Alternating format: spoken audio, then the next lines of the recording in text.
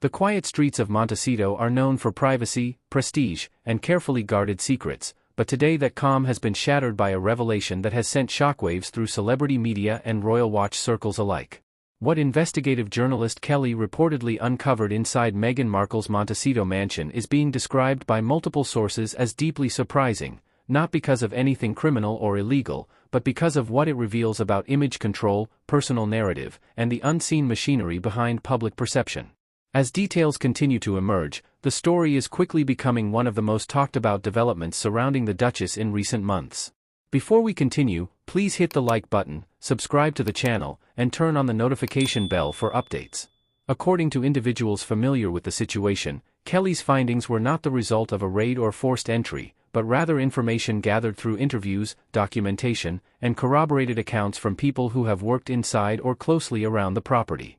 The Montecito mansion, long portrayed as a peaceful family retreat, has been presented publicly as a sanctuary of authenticity and healing. What Kelly reportedly found, however, suggests a far more calculated environment, one designed not just for living, but for crafting a carefully managed narrative. Sources say one of the most striking aspects of the findings was the extent to which certain rooms in the mansion appeared to be designed with media optics in mind. Rather than functioning purely as personal living spaces, several areas were allegedly arranged as controlled settings for interviews, filmed moments, and carefully staged, casual appearances. Furniture placement, lighting choices, and even decorative items were reportedly selected not just for comfort, but for how they would appear on camera or in photographs distributed to the press.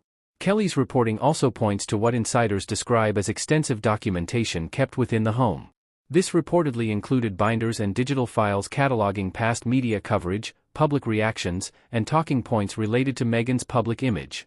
While public figures often track their press, sources claim the level of detail here was unusually meticulous, with annotations highlighting which narratives resonated positively and which ones sparked backlash. To observers, this suggested an ongoing, almost constant effort to fine-tune public perception rather than respond to it organically. Another element that has drawn attention is the reported presence of draft statements and unused content ideas tied to various interviews, projects, and potential public appearances.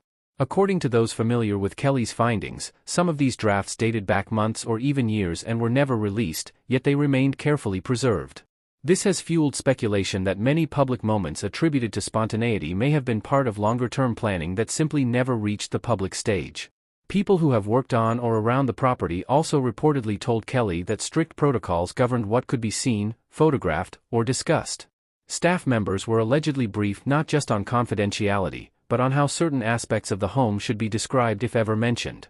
Even mundane details, such as which rooms were family spaces and which were off-limits, were said to be part of a broader strategy to reinforce a specific public image of domestic life. The findings also reportedly included mood boards and concept materials connected to lifestyle branding.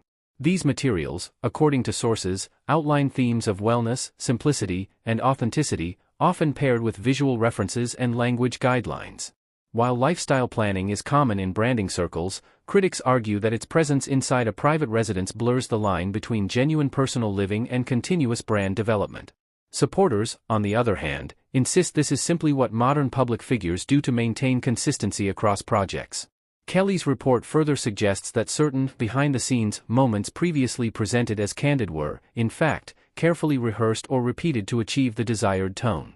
This does not imply deception in a legal sense, but it does challenge the idea that viewers were seeing unfiltered reality. Media analysts say this revelation may explain why some audiences have felt a disconnect between the messaging of authenticity and the polished delivery that accompanied it. Perhaps the most debated aspect of what Kelly found involves correspondence with media consultants and image advisors. According to sources, these communications focused heavily on timing, emotional framing, and public sentiment analysis. The goal, as described by those familiar with the materials, was not just to tell a story, but to guide how that story would be emotionally received. This has reignited long-running debates about where storytelling ends and manipulation begins in celebrity culture. It is important to note that none of the reported findings suggest illegal activity or wrongdoing in a criminal sense. Instead, they paint a picture of a highly controlled environment where public image management is deeply embedded in daily life. For critics, this confirms suspicions that the line between personal truth and public performance has become increasingly blurred. For supporters, it is seen as a necessary defense mechanism in a media landscape that they believe has been relentlessly hostile. Public reaction has been swift and divided. Some commentators argue that Kelly's findings merely confirm what has long been obvious about modern celebrity life, especially for figures who exist at the intersection of royalty, entertainment, and activism. Others feel disappointed, saying the revelations undermine repeated claims of vulnerability and openness. Social media platforms have been flooded with debates, with hashtags reflecting both skepticism and solidarity trending simultaneously. Representatives for Meghan Markle have not issued a detailed response to Kelly's reporting as of this broadcast, though individuals close to the couple have previously stated that much of the public speculation around their private life is exaggerated or taken out of context. They maintain that efforts to manage media exposure are a response to years of intense scrutiny rather than an attempt to mislead the public. Media experts caution that while Kelly's findings are compelling, they should be interpreted within the broader reality of celebrity journalism. In an era where every image can be dissected and every word can be weaponized, many public figures operate with heightened awareness and planning. The question, they argue, is not whether image management exists, but how transparently it is acknowledged. As this story continues to develop, it raises larger questions about authenticity, privacy, and the expectations placed on high-profile individuals. What does it really mean to be real in a world where cameras are always watching and narratives are constantly contested? And how much control is too much when shaping one's own story? For now, the Montecito mansion remains quiet, its gates closed and its occupants out of sight. But the conversation sparked by Kelly's findings shows no sign of fading.